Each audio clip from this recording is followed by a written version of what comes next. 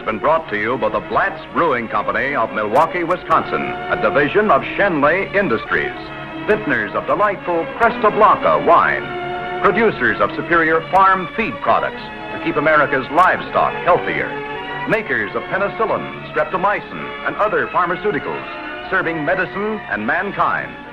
Schenley, leaders in quality control and research for better living. Amos and Andy will return at the same time week after next. This is the CBS Television Network.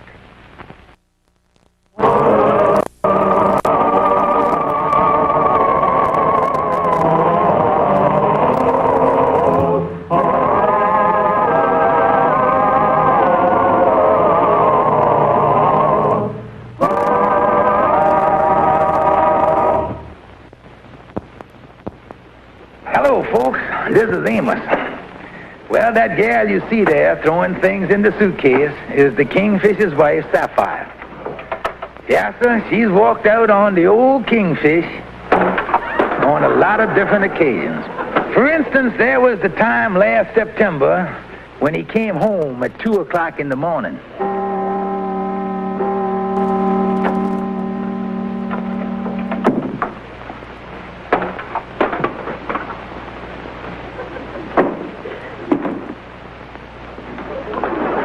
Now, wait a minute, honey. Let's reconsider it here. After all, there ain't no sense in flying off the handle like this. George Stevens, I ain't gonna stand for no husband of mine to come sneaking in at 2 o'clock in the morning. And don't tell me you was out playing cards. Good Bob!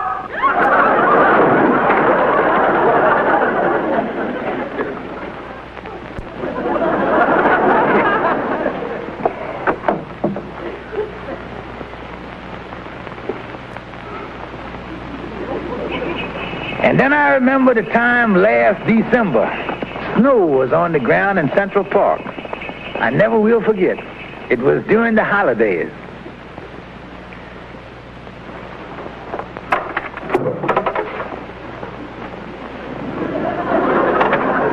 Watch it, Kingfish. Here it comes.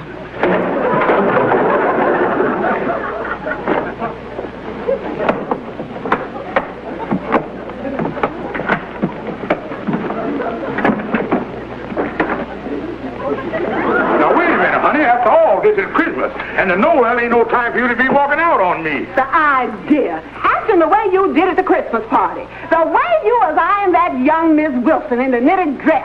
But I told you before, honey, I just wanted to see what stitch you used. George Stevens, I never want to see you again in my whole life. But honey...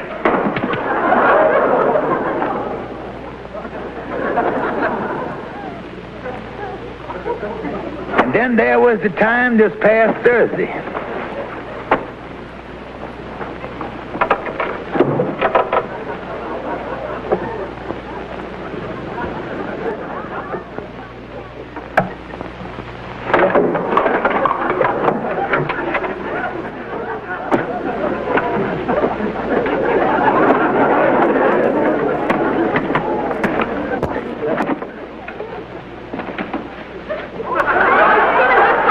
For good. I ain't never coming back to you as long as I live. From now on, I'm making my own way in the world.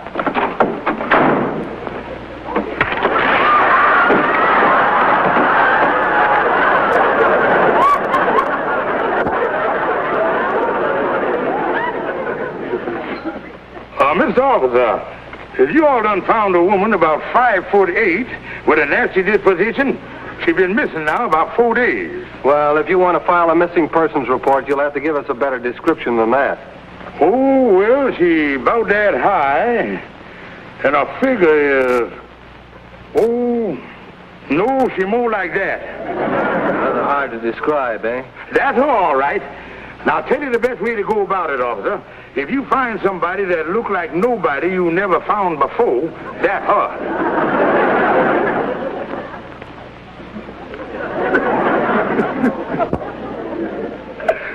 Yeah, it's been 4 days now, and the police ain't found no trace of her. Yeah, I was watching that missing persons program that the police put on television the other night. I see Sapphire's picture. It made me feel awful bad. It did, Brother Andy. Yeah, I was eating at the time. Listen, Andy, Ain't you got no sentiment? Ain't you got no heart? This ain't no joke. My wife gone. My little darling. My child bride. I tell you, Andy, I is all broke up. What you mean you was all broke up? Ain't this what you've been rooting for all your life? Now that she's gone, I really misses her. It's the little things I miss, Andy. Her gentle smile, the sound of her voice, the way the morning sun glances off at that bald spot on the back of her head. Yeah. Well, Kingfish, ain't you got no idea where she is? Andy, I got an idea that she's hibernating over at her mama's in Brooklyn. But every time I call up, the old lady done hung up on me. Yeah. Andy, come on. We going over there and see if we can't get to the bottom of this thing. Wait a minute, Kingfish. Ain't this Mama Sapphire's a little on the mean side? A little? Andy, you take the venom of a cobra, the disposition of an alligator, and the nastiness of a rhinoceros, put them all together, they spell mother.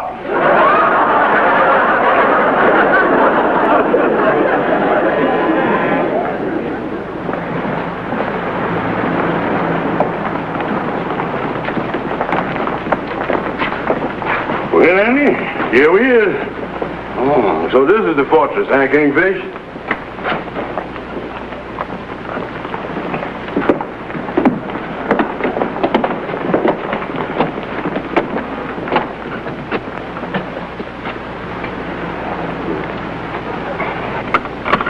Now, let's step back out of range here. How do you do, mother-in-law, dear? George Kingfish Stevens, what are you doing over here in Brooklyn? We in luck, Andy. We done caught her in good humor. Well, Mama, excuse me for protruding, but this is my good friend, Andy Brown. Well, so now I got to look into the face of another fathead. Likewise. You shut up! No, come right to the point. Sapphire been missing now for 4 days, and I come over here to find out if you knew where she was. I know where she is, but I ain't telling you. If Sapphire had taken my advice, she'd have left you 20 years ago. Now get out of here, Baldy. I ain't got no use for no man that can't support his wife. Now, wait a minute, Mama. If you come back to me, I'll change. I'll become hard-working and unconscientious. I'll be a captain of industry. I'll have a big bank account. I'll buy her rubies, jewels, rings, bracelets, diamonds. Ah, shut up!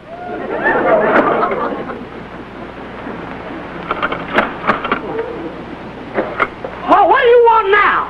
Look, Mom, could you lend us a dime so me and my friend could get back to New York?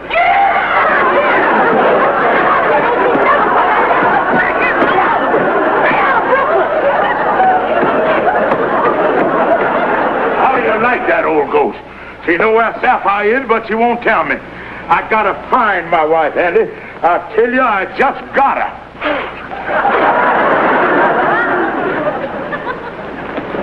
Well, at the end of the week, Sapphire was still missing. But one day, over on Amsterdam Avenue, lightning had done spotted on the street and decided to follow her. Oh, me. That's the fastest walking woman I done ever seen. Andy, I just got a line on Sapphire. Lightning spotted her on the street and followed her. She went in the Quigley building over on Amsterdam Avenue. Yeah, seen her go up to the 4th floor. Meet me over there right away. I gotta find out what she's doing over there. Now hurry, cause we ain't got a moment to spare. Why don't you hang up so I can get out of here?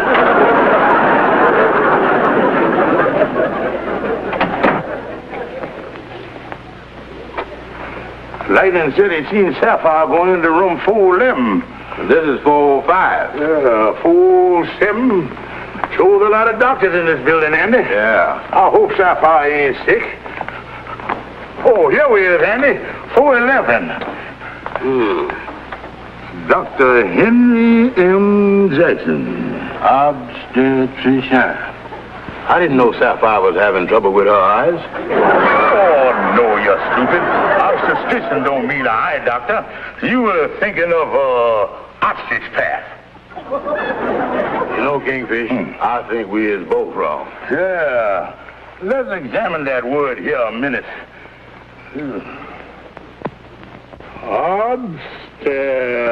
Stician. I wonder what kind of specialist that is anyway. She ain't losing her hair, is she? Oh, no, this ain't no hair doctor. I know that. But I tell you, Andy, I just got to find out what's wrong with Sapphire. Yeah. Tell you what, Kingfish. We'll stand here and wait till a woman comes out and ask her what's wrong with her. No, I got a better idea. We'll call up this Dr. Jackson and make an appointment for myself. Oh, yeah, that's good. And that way I can tell what type doctor he is. What's the number there, Andy? Oh, yeah. Jackson. Oh, there it is. Dr. Henry M. Jackson, Lehigh 78241. That's it. That's a good idea, all right. Find out what he specializes in and tell him you got it. The nurse is answering. Oh, yeah. How do you do? I would like to make an appointment with Dr. Jackson. No, for myself. What'd she say? I don't know. She ain't stopped laughing. Now, look, miss. I asked you just as nice as I could for you to make an appointment for me with Dr. Jackson. What do you mean he can't take me? This is a free country, and for what reason would the doctor refuse to see me?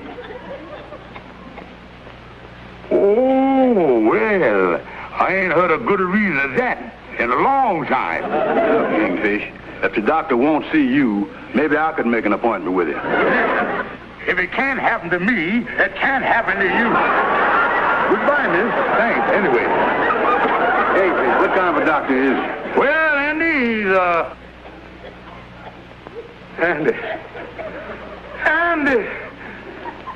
Andy, let me lean on you.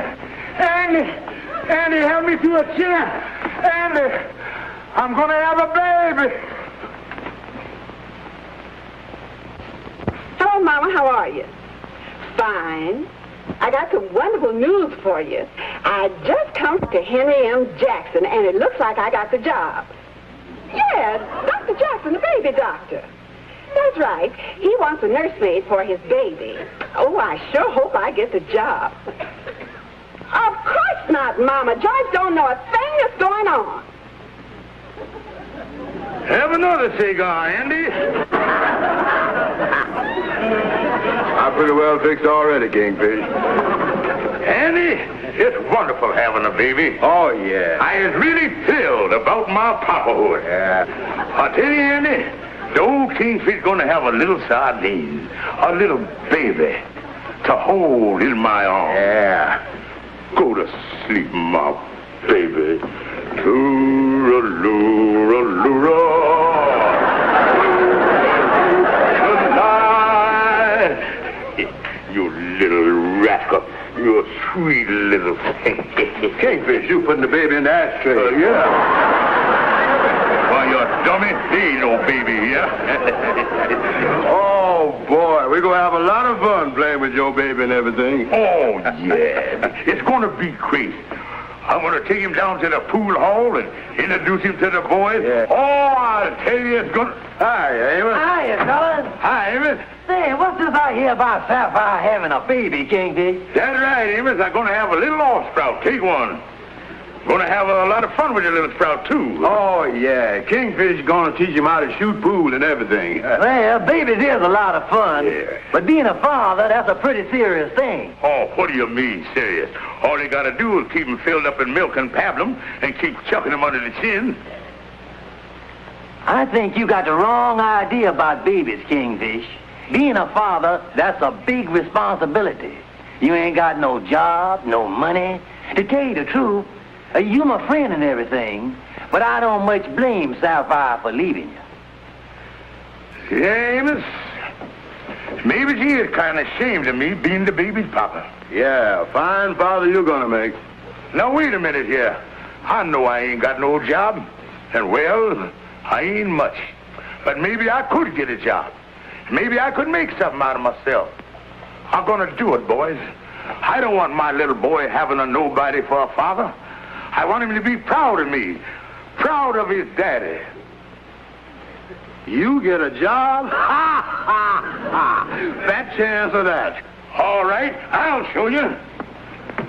Farewell, my false friends. I now go forth to brave the horror of employment.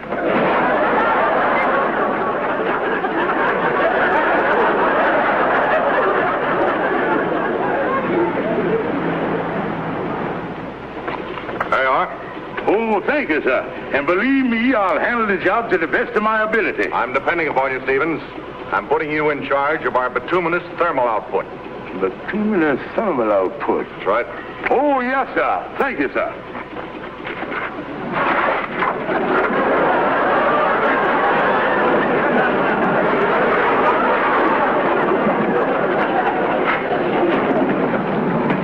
Thermal output. All right, Stevens, get going there.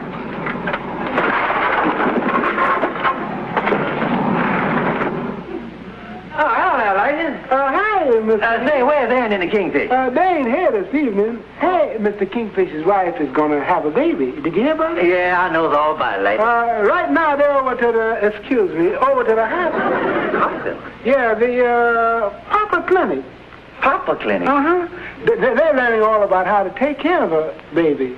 Oh. They're having a time over there, I bet you. Yeah, I bet. See you later, Lightning. Bye, Miss Amos. And now, gentlemen, this course is to acquaint the father with the proper care and feeding of the infant. Would you come around here, please? Yes, ma'am. Now, which one of you is the father? Aye. And is this your first child? Oh, no. This is just Andy Brown, a friend of mine. Now, let's understand each other. The instructions were scheduled at 7:30. It's now 8:15. The rest of the class has gone. But I'm willing to go through the course again for you. But I must insist on cooperation. Yes, ma'am. Now, the first steps in handling a newborn infant. We must at all times place the surgical mask over our face like this. Oh, I see. That's so the baby won't bite your nose, huh? The purpose of the mask is to prevent the spread of germs. I can't understand you with the mask on. Oh, I'm sorry. You see, we wear this mask because in the case of a newborn infant, after the immunization period is terminated, the child becomes highly susceptible to various categories of toxic infections. What is she talking about, Kingfish? I don't know. I understood her better with the mask on. Cooperation, please. Yes, ma'am. Now, to pick up the baby. You place your hand under the infant's head like that. Then the other hand under him firmly. Then you lift gently. Very well now. You try it. Under his head. That's right. Firmly now. Look at me, Andy. I'm holding him. Tooraloo-ra-loo-ra.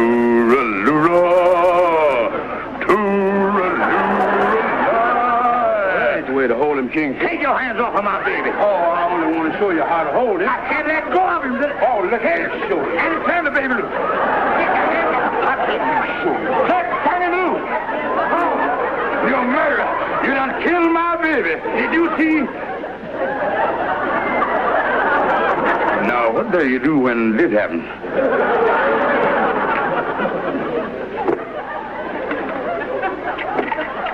This morning I had 4 cases of chickenpox. After that, there were 2 cases of mumps. A baby hit me on the head with a bottle. I missed my supper. And now you come in.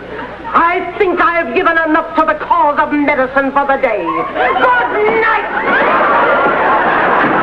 Some nurse that is. I think we ought to report her to Florence Nightingale.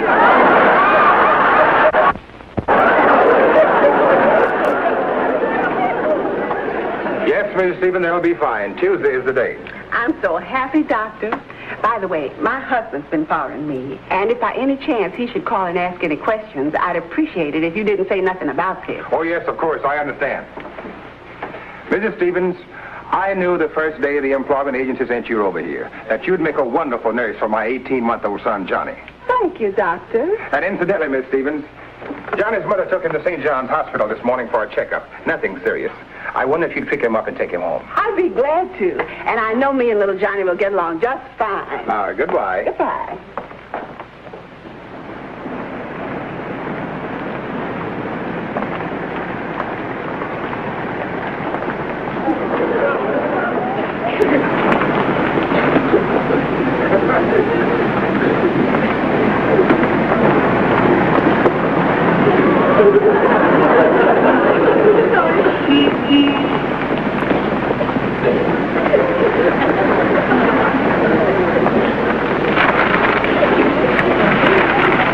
Andy, did you see where she went?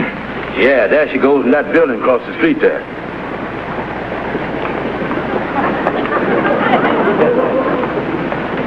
H.O. Holy smoke! Today is the day.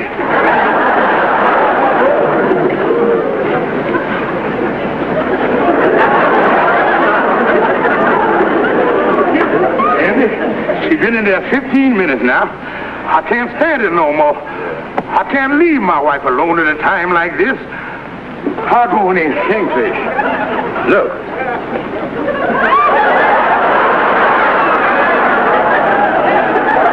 Andy, she must have broke the world's record.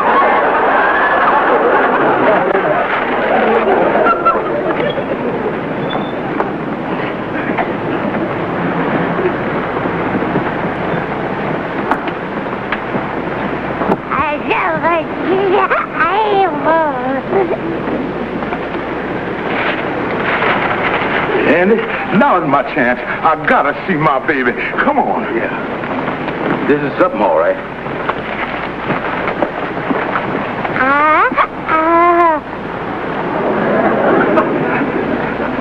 My tiny little baby. This daddy. And this is Uncle Andy.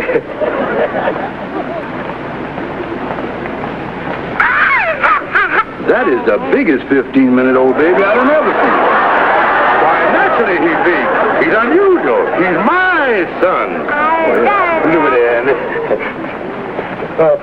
Look, Andy. He got my nose. He got my eyes. Looks like he's got your teeth, too. Look at Andy. My baby. Kingfish. Sapphire will be coming out of the drugstore any minute. We better peach it. Oh. Kingfish, let's go. We better beat it. All right, Andy. Bye-bye, my little darling. Bye-bye.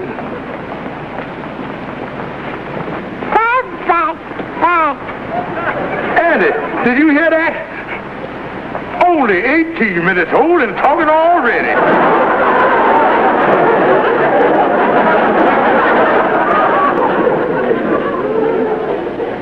That's right, Andy. I called Sapphire over to her mama, and I told her I had a job and everything, and I wanted to talk the whole thing over.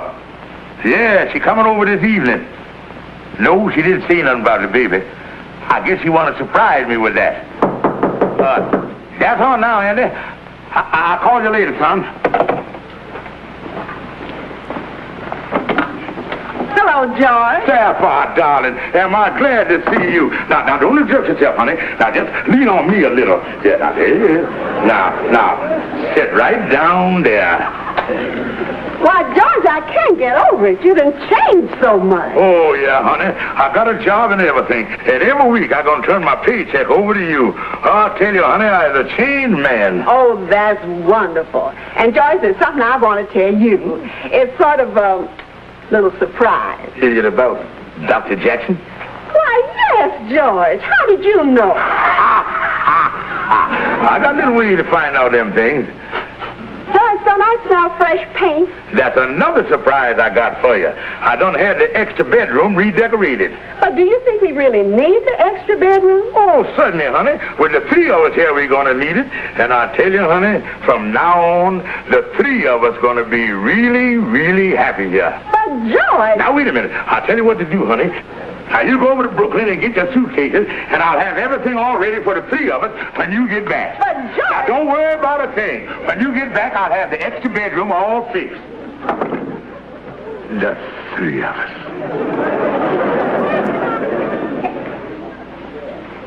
I wonder what George could have meant by the three of us.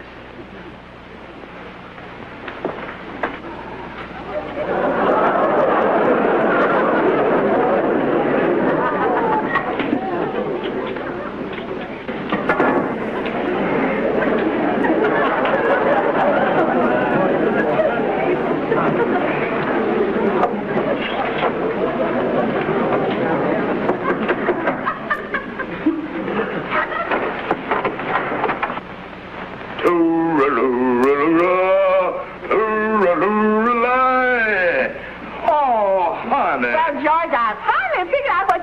Why, the three of us, especially after you mentioned the extra bedroom. Figured it out. Yes, and here she is right now. All right, Baldy. Things are going to be different now that I'm living here.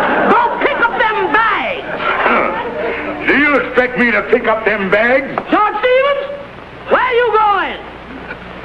To pick up the bags.